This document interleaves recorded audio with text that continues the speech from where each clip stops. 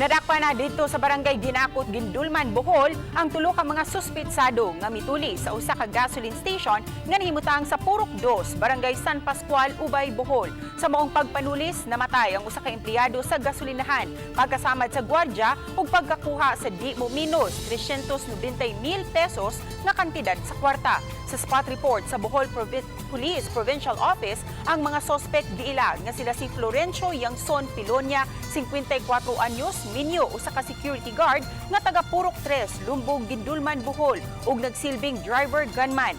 Rogelio Tama Idiza Jr., 27 anyos, nga taga Tampilisan, Zamboanga del Norte, nga kasamtangang nagpuyo sa barangay Kabulihan, Zamora, Bilar, Bohol, nga maoy nagsilbing backrider gunman. Ug si Jerry Lictas Opamin, 37 anyos, adunay live-in partner ug residente sa barangay Bato, Gindulman, Bohol, nga maoy informant lookout.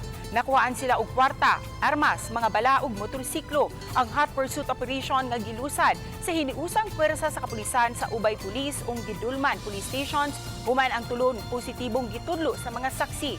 Nagpasalamat usab si Bohol Provincial Director Colonel Lorenzo Batuan sa kooperasyon sa mga bulanon alang sa daling pagsulbad sa kaso.